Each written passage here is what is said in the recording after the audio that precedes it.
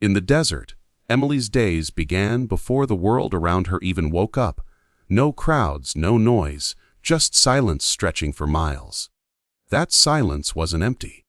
It was her training ground. Every morning, she returned to the same spot, laid out her equipment, and began the same routine. To an outsider, it might look repetitive, even boring. But for Emily, repetition was where greatness was built. She tightened every bolt with the same care, lined up every angle with precision, and measured her breath against the wind. 5 bolts on the ground, 5 marks to check her discipline. Small details, repeated daily, became second nature. She knew that when the critical moment came, she wouldn't have to think. Her body and mind would already know what to do. Discipline was her shield against chaos. In the field, there are no second chances, no time for hesitation. Emily understood that control in the moment of crisis can only come from hundreds of hours of control in practice.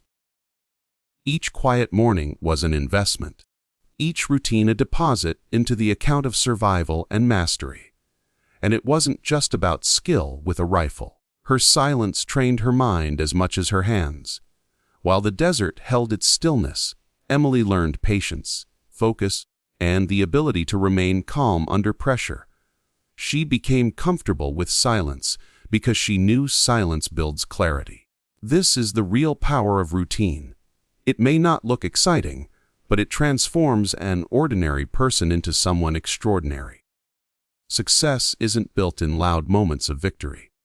It is built in the quiet hours no one sees. Emily's mornings in the desert prove that discipline, repeated in silence, forges skills that can withstand any storm. Emily's story wasn't just her own. It began years before, with her father.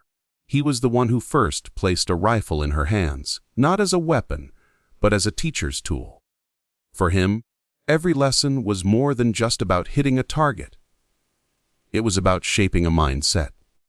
He taught her to respect the craft, to value patience, and to understand that skill without discipline was empty. One of the first lessons he gave her was to read the wind. "Don't fight it," he would say. "Learn to work with it." For a young girl, those words were simple. But later in life, Emily realized they weren't just about shooting. They were about life. Obstacles would come, storms would rise, but fighting blindly never worked. Success meant adjusting, adapting, and letting patience guide the way. He also trained her in breathing. Your breath controls your body, and your body controls your aim. With every inhale and exhale, Emily learned the art of control. In time, this skill gave her calm in chaos. On the battlefield, while others panicked, she remained steady, her mind anchored by the same breathing rhythm her father had taught her in their backyard years ago. But perhaps the greatest lesson he passed on was respect. He told her that every shot carried weight, that it wasn't just about pulling a trigger, but about responsibility.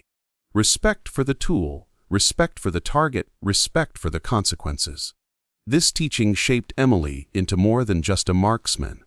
It made her a protector, someone who valued life even while working in the harshest of duties. These lessons were her inheritance. They weren't written down, and they weren't medals or awards. They were living principles carried in her heart. Every mission, every choice, and every moment of calm under fire traced back to her father's guidance. His influence lived on in her actions, proving that the past, when honored, can guide us into the future. Respect is not always spoken. Sometimes it comes in a single glance, a simple gesture, or a silence that carries more weight than 1,000 speeches.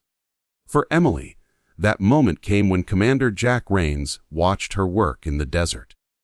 He didn't interrupt, he didn't correct, he simply observed. His silence was not indifference, it was acknowledgement.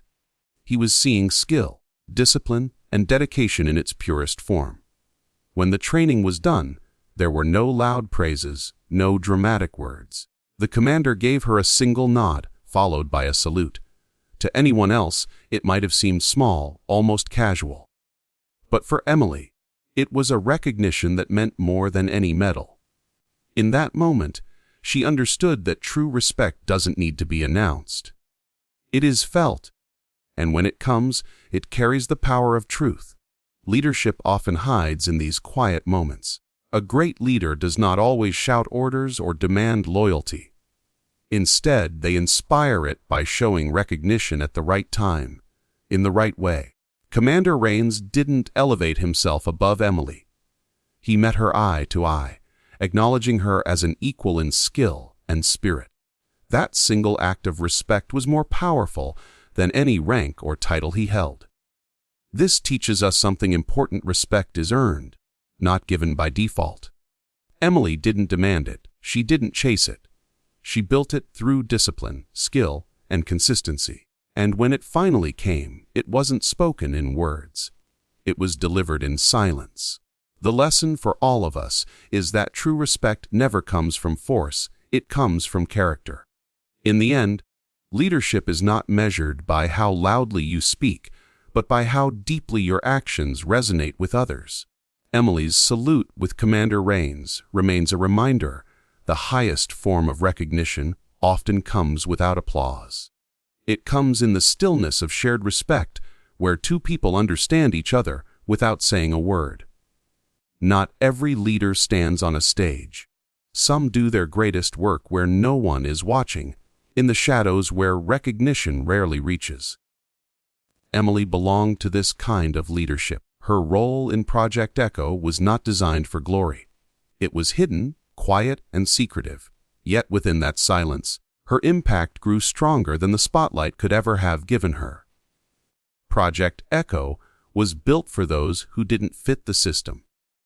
The injured, the overlooked, the ones written off as not good enough.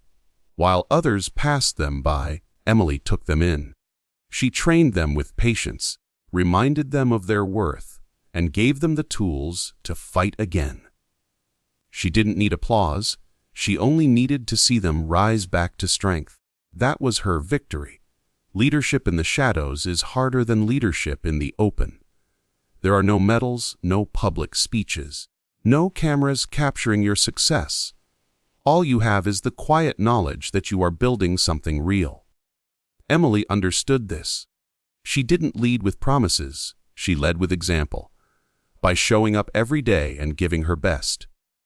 What made her leadership powerful was its selflessness. She wasn't concerned with being remembered. She was concerned with making others stronger.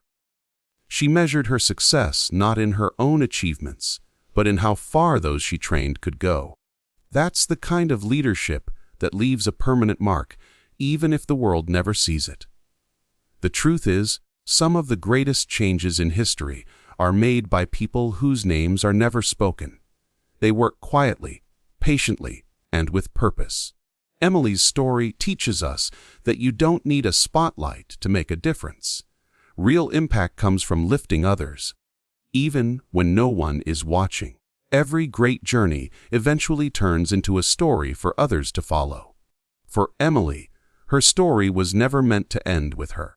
She understood that true success is not about what you achieve alone, but about what you leave behind for others. Her legacy was not medals, records, or recognition. It was people. People she trained, people she inspired, and people who carried her lessons forward. She focused on those who had been forgotten. The injured soldier who thought his career was over. The young recruit who lacked confidence. The outsider who didn't fit the mold. To each of them, Emily gave a spark. The belief that they still had value, that they still had strength, that they still had a place in the fight. She reminded them that broken does not mean useless, and that setbacks can be turned into comebacks. Her teaching was never about perfection. She didn't demand that they become flawless. Instead, she showed them how to use their flaws as fuel. A shaky hand could be trained. A wounded spirit could be rebuilt. In every student she mentored, she planted the seed of resilience. And when those seeds grew, they became her living proof that legacy is built in people, not in statues or speeches. Hope was at the heart of her work. For every person who thought they were finished, she stood as proof that the story was not over. Her quiet encouragement, her relentless patience, and her belief in others turned despair into determination. In that way, Emily became more than a mentor, she became a builder of futures. This is the true passing of the flame. Not holding on to your light, but sharing it so that others can shine. Emily's legacy is carried in the lives she touched, and her hope continues through the strength of those she trained. The lesson is clear for all of us. Greatness is not about keeping power for yourself. It is about giving it away so that others can rise.